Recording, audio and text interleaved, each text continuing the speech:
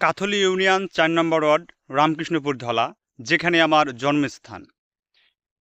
এই আমি আমার জন্মের পর থেকে এই রামকৃষ্ণপুর ধলার উন্নয়ন নিয়ে যে একটি সমস্যা দেখছি সেটা হচ্ছে প্রচণ্ড অবহেলিত।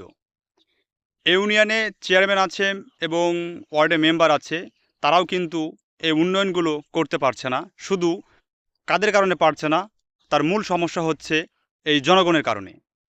আমি যদি ৪ নম্বর ওয়ার্ড রামকৃষ্ণপুর ধলা গ্রামের জনগণের কথা বলি, এই জনগণ যদি না চায় কখনো কিন্তু এই গ্রামের উন্নয়ন করা সম্ভব নয়।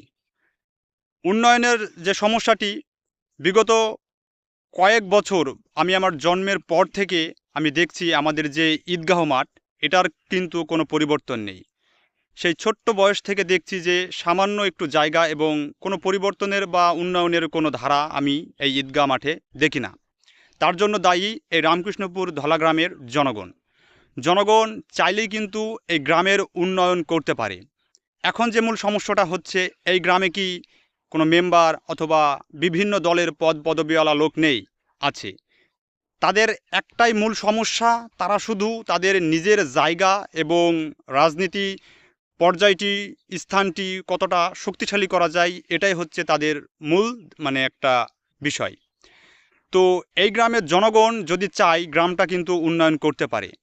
যখন নির্বাচন হয়, এই গ্রামের জনগণ চা, বিস্কিট, সিগারেট ইত্যাদি ইত্যাদি খেয়ে সেই প্রার্থীকে ধ্বংস করে দেয়। যেহেতু এর ভিতরে একজন নির্বাচিত প্রার্থী আসে, যার পর দেখা যায় যে সে তার অতীতে যে খরচ বহন করেছে সেটাই শোধ করতে গিয়ে 4 বছর লেগে যায়। আবার পরবর্তীতে যে 1 বছর থাকে, আবারও তাদের খাওয়ানোর জন্য টাকাগুলো জমিয়ে রাখে। এর জন্য দায়ী কারা? এই গ্রামের জনগণ। আর গ্রামের জনগণ যদি তাদেরকে সহযোগিতা না করে, কোনো নেতা কেন, দেশের সরকার পর্যন্ত আমাদের এই গ্রামের উন্নয়ন করতে পারবে না। এখন যখন প্রত্যেকটি বছরে 2টা ঈদ, আর 2টা ঈদের সময় আমরা নামাজ পড়তে যাই, আর তখন এই যে ঈদগাহ মাঠের সমস্যা, সেই 2টা দিনই তুলে ধরা হয় এবং বাকি দিনগুলো গ্রামের জনগণ কেউ খোঁজ নেয় না। এবং যারা দায়িত্বে আছে তারাই করবে কি? তারা তো চেষ্টা চালিয়ে যাচ্ছে, কিন্তু যদি 10 জন মিলে চেষ্টা না করে, সামান্য কয়েকজন দায়িত্ব থেকে কি করবে? এখন যে বিষয়টি হচ্ছে, গ্রামের জনগণ টাকা পয়সা ঠিকই দিচ্ছে, কিন্তু উন্নয়ন হচ্ছে না, এটা জনগণের কথা। জনগণ ওই দিন গিয়ে বলবে, কিন্তু বাকি যে কয়েক বছরগুলোর ভিতরে আরও দিনগুলো আছে, একটিবারও কেউ খোঁজ নেবে না যে ঈদগাহ মাঠটার জায়গাটা এবং এই স্থানটার পরিবর্তন কেন হচ্ছে না। তার জন্য দায়ী এই গ্রামের জনগণ। আমি এই রামকৃষ্ণপুর গ্রামের জনগণকে দৃষ্টি আকর্ষণ করে বলছি, আপনারা তো বিভিন্ন এলাকা দিয়ে চলাফেরা করেন এবং বিভিন্ন গ্রামে ঘোরাফেরা করেন। একটু খেয়াল করে দেখুন তো, আপনাদের গ্রামের যে সমস্যা, যে উন্নয়ন ঈদগাহ মাঠের এবং মসজিদ, কবরস্থান যাই বলেন না কেন, অন্য গ্রামের থেকে অনেক নিম্ন এবং অনেক পিছিয়ে। কেন পিছিয়ে? তার জন্য দায়ী আপনারা, এই দেশে এই গ্রামের জনগণ। শুধু শুধু প্রার্থী এবং পদ পদবিওয়ালা নেতাদের দোষ দিলে হবে না, কারণ জনগণ যদি তাদের সুযোগ করে না দেয়, তারা কখনোই কিন্তু উন্নয়ন করতে পারবে না। জনগণের সহযোগিতা ছাড়া একজন চেয়ারম্যান, একজন মেম্বার কখনোই উন্নয়ন করতে পারবে না। আপনারা নির্বাচনের সময় যদি না খেয়ে চেয়ারম্যান প্রার্থী এবং মেম্বার প্রার্থীকে যদি বলেন যে আমাদের খাবার প্রয়োজন নয়, আমরা আমাদের গ্রামের নির্দিষ্ট যে জায়গাগুলো আছে সেগুলোর উন্নয়ন চাই, তাই না? এখন যে বিষয়টি হচ্ছে, এই উন্নয়ন যদি আপনারা না চান, তাহলে কিন্তু তারা তো আর এমনি এমনি করে দেবে না, তাই না? তো এই বিষয়টি আপনাদের মাথায় রাখতে হবে।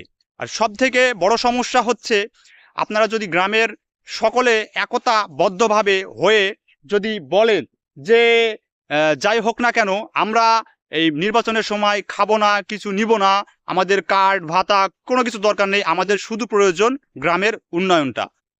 তাই রামকৃষ্ণপুর ধলা 4 নম্বর ওয়ার্ড কাথলি ইউনিয়নের এই গ্রামবাসীকে আমি বলতেছি, আপনারা যত দ্রুত পারেন, আপনারা নিজের ব্যক্তিগত দিক বিবেচনা না করে আপনারা গ্রামের স্বার্থে হয়ে কাজ করুন এবং গ্রামটাকে অন্যান্য গ্রামের থেকে আরো সামনে কিভাবে এগিয়ে নিয়ে যায় সেই চেষ্টা করুন। শুধু নির্বাচনের সময় এলে ওই 2-4টা চা, পান, বিস্কুট, সিগারেট খেয়ে ভোট দিয়েন না।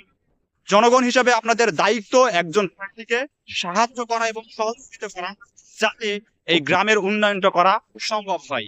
জনগণকে দৃষ্টি আকর্ষণ করে বলছি, এই রামকৃষ্ণপুর মানে ঈদগাহ মাঠ, মসজিদ এবং কবরস্থানের যদি উন্নয়ন যদি আপনারা করতেই চান, যারা সকল ধরনের প্রার্থীকে এবং যারা পদ পদবি বিভিন্ন যারা আছে, তাদেরকে সহযোগিতা করুন। দেখুন আপনার গ্রামের উন্নয়ন হবে। জনগণের সহযোগিতা ছাড়া আমাদের এই গ্রাম কেন এই দেশের উন্নয়ন করা কখনোই সম্ভব হবে না, কেউ পারবে না।